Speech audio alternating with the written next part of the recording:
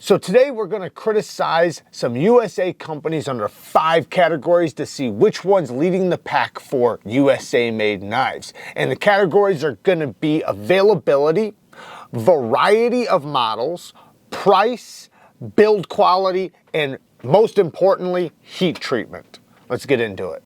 So starting this list off, we have Tactile knives. So Tactile knives for the most part does check most boxes aside from one. They are readily available.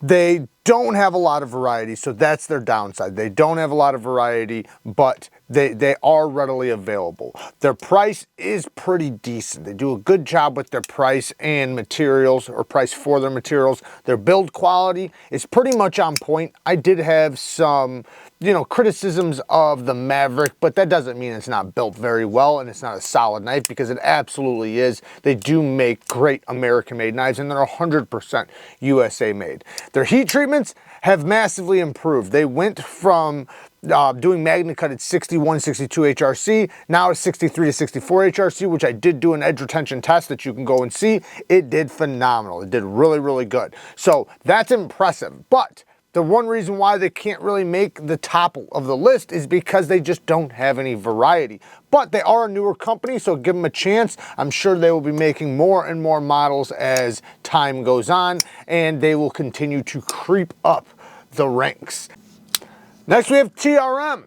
TRM is a small company that makes USA made knives, and they do check a lot of boxes. However, they are not readily available. So they do have quite a few models. I'm not going to say they have a lot of models, especially compared to some of the companies coming up, but they do have a few. And they do have different size knives. As far as price goes, great price, phenomenal price. I'm very happy with the price, especially when you see it coming from a small manufacturer like TRM. So very happy for that. Their build quality is 100% on point. They do a really, really good job with their build quality. I've been happy with every single knife I have from TRM. Their heat treatment's good. Now, I'm not going to argue about their, right when they first started or anything like that, but as far as now goes, every steel I've tested from TRM has been amazing. So they do a really good job with their steels, and man, they take such a crispy, sharp edge, and boy, does it hold it. So very impressed with TRM's heat treatment. Now, as far as availability goes, that's where they're falling down. Don't get me wrong, they are obtainable. So I want to make that clear. You can get them, but they're not readily available. So because they're not readily available for every American out there, it does make them, fall by the wayside just a little bit when it comes to that, but they are still obtainable and an amazing knife to have. I highly recommend a TRM. Next is Microtech. So Microtech checks a lot of boxes as well. They are missing one though, and we're going to talk about it. So availability, yes, they are pretty much readily available. However, I do know these two models are pretty hard to get right now, but it's their new model. You can't really argue that. The SOCOM Elite's been around for years, and it is still hard to get. It seems like their manual knives are the ones that are hard to get. However, I think I can link this right now. It might be sold out, I'm not sure, but I was able to link it the other day. I will try to put a link down in the description for a SOCOM that is available right now, if possible. But as far as their autos go, their OTFs, they are readily available, and they do have a lot of variety. And I'm really happy to see them opening up into more and more manual knives. I'm hoping they continue to do that. Now, like I said, I know they're a little bit harder for them to keep up with. They're able to do their OTF models a little bit faster. So that is mostly what we see from them, but they do have a lot, and they are readily available. And they are priced fairly well. Now, of course, Microtech's OTFs are they're close to the most expensive OTFs you can get, but I would argue that they are the biggest household name. When you think of the best OTFs, now I know there's Heretic and Axial and a lot of other brands that are really, really, really good. I don't want to take that away from them, and some of them are probably just as good, for less money. But Microtech is a little bit more known as a household name that does cost something, so I don't think their prices are too absurd. They are on the high side though. Build quality is absolutely there. That's one thing I got to give them a lot of credit for. This SOCOM Elite, I imagine, will last a lifetime. It's built like a tank. even these knives, I have no doubt these knives aren't going to last an incredible long time. And it seems like all their knives that I've handled have been built extremely well. So what's the downside? That is the heat treatment. So not that they do a bad heat treatment, but they run their steels more on the softer side. Whether they're doing that to cut costs and grinding and belts and tooling, I don't know. But it does make them fall by the wayside because heat treatment is the most important part of the knife. You know, your edge retention and how long it stays sharp and how well it sharpens up and all those things are going to be the most important part about a cutting tool, right? So they run it a little bit softer, which is going to increase the toughness, but with their geometry, we really don't need toughness. You know, we need edge retention because, you know, the thicker it is, the lower the edge retention as it is, but also the tougher, you know, the thicker and more robust a blade is, the tougher it's going to be. So what we're wanting is edge retention out of them. And even if they were ground nice and thin, I would still want more edge retention because it's a cutting tool. And granted, you know, with some of their steels, they would be just fine at a higher HRC. I would, you know, I know that people wouldn't be coming back with snapped blades or anything like that. They would actually just wind up buying, people just wind up buying more of them. But they have no incentive to do that because people buy them out so fast. So, but that does make them fall by the wayside and make it to where they can't be on the list, or at the very least, they're at the very bottom of it. Benchmade, one of the best well-known household names in the knife community, Benchmade. So Benchmade does a pretty good job with their heat treatments. They don't do a bad job. As far as their S30V goes, I've been very impressed with that. They did the best D2 that I've tested from a production company, so very happy to see that. And they do have a ton of models. Tons of models, so many models, and they are readily available. Every American can own a Benchmade, and pretty much almost any Benchmade that they have for the most part, especially their more popular ones. Now, price. This is where they fall by the wayside. Their price is up there. Now, I know they pay their workers well. They have lifetime warranty, lifetime free sharpening. So I know that that stuff comes at a cost, and I get it to some extent, but there are some knives that are just a slap in the face. Like when you talk about the Benchmade Narrows, that new model, that is absolutely ridiculous. You have small companies like TRM doing, you know, better prices than them with a big production company. Being a giant production company, you know, I know that means a lot of overhead, but that usually means that you can get the price down a little bit more than the smaller guys. And we're not seeing that, you know, but people are continuing to buy them. So, you know, why would they lower the price? Actually, the price will probably continue to go up, you know, until people say, no, enough's enough. They're going to continue to do it. But I will say I do like Benchmade. I think they're a great USA company. They're probably the most carried knives by law enforcement and first responders, firemen and stuff like that. But anyways, I do like Benchmade a lot, but you know, the price thing does kind of make them, especially in 2023, you know, they probably were leading the pack years ago, but now they're kind of in the back. Next is PROTECH.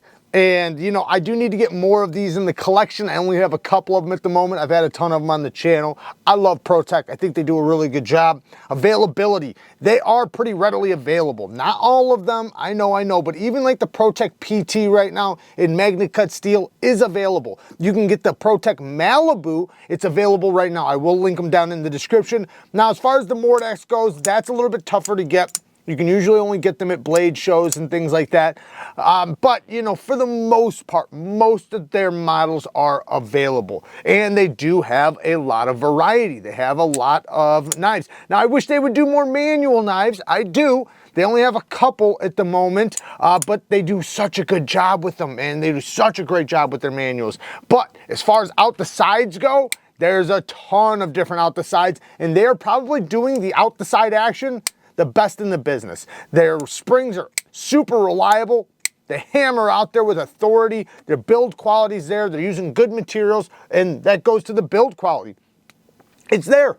Build quality's there. They're doing a phenomenal job with their build quality, fit, finish, tolerances, centering, action, lockup. Everything is really good as far as the PROTECHs that I've tested and tried. They've all been pretty good. Now, going into heat treatment. So, like most companies, they were running their Magna Cut a little bit softer. However, unlike some companies that refuse to raise their HRC, PROTECH did. PROTECH's running it at 63 to 64 HRC right now, and they're doing an incredible job. This one tested really, really good. So, you know, I'm very happy to see a company that takes it serious, you know, to the point to where they raised it pretty quickly. It wasn't long they had it with a softer HRC. As far as PROTECH's other steels go, I think they still do a good job with it. So, you know, all in all, you know, in my opinion, they hit pretty much every category, you know, at least to the extent to make them a leading USA company. You know, all these knives on this list, they're all leading USA companies. Just some I think are doing a little bit better job than others, and it's not that the other companies can't catch up or do the things that maybe they could, you know, make some improvements. And I'm not trying to be so critical that it makes it seem like I don't like them or anything. That's not it at all. I love all of these companies. You know, I obviously have knives from all these companies. I love testing their knives, you know, and I'm definitely proud that we have these American-made knife companies, you know, to buy these amazing knives from. Hogue. Hogue, gotta give them a lot of credit. These guys are leading, probably one of the top dogs when it comes to leading USA companies. Availability, absolutely. They're readily available. Pretty much every model is readily available for the most part. They might have a couple here and there, but for the most part, lots of models. So much variety. They have a knife for everybody. Whatever your flavor is, they got something that you know, for you or whatever you need. The price, these are priced really well, especially when you look at other USA companies like, you know, Benchmade and Microtech. That, you know, these are priced fairly well. You know, you're getting the same materials you'd get from Benchmade for quite a bit less.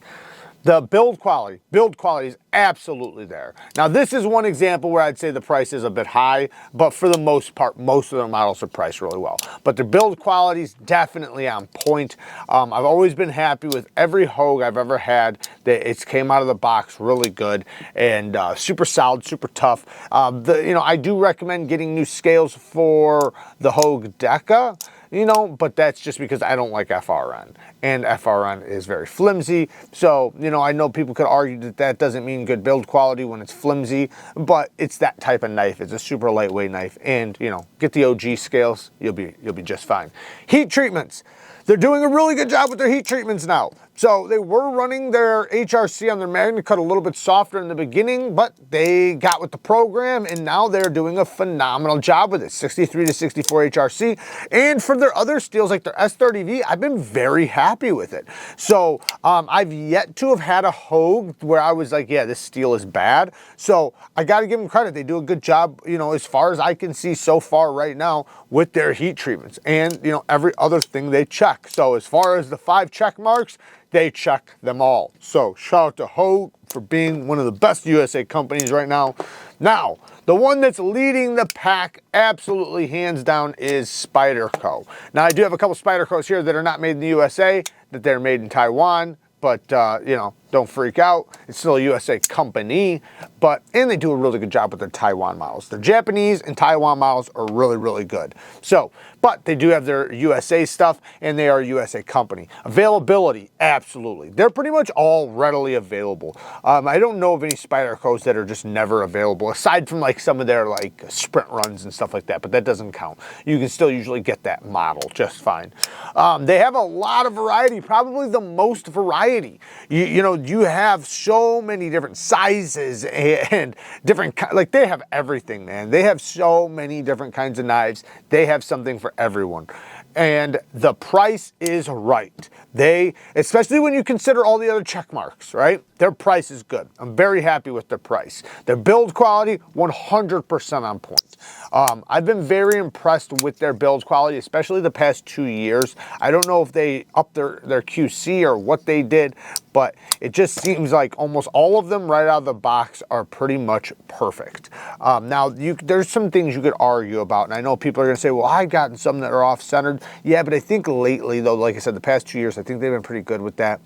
And, you know, the one thing that I would say that is probably a little bit more inconsistent is their edge bevels. But I will say this, though. The sharpest knives I've ever gotten have been on Spydercos. The sharpest edges I've ever been able to achieve have been on Spydercos. They do a phenomenal job with their heat treatment. Probably the best heat treatment from a production company. They run good HRCs. They do a massive amount of steels. We were talking about how many knives they have available. Well, let's talk about all the steels they have available. They use more steels than any other company.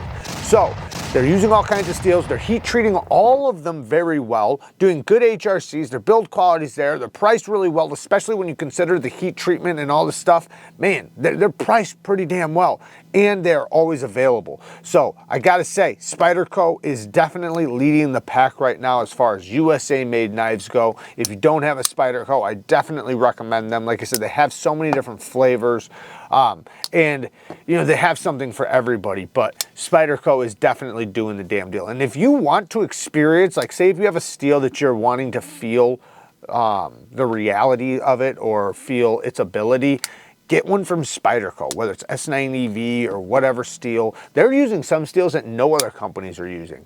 But if you test out their steel, you'll actually feel how that steel is supposed to perform. I can't tell you how many knives I've gotten where I was like, this is how S90V is, you know, and it wasn't that impressive. But it was because it wasn't from a company that was heat treating it well. So anyways, work hard, stay tough. You know society's relying on you. Until next time, peace.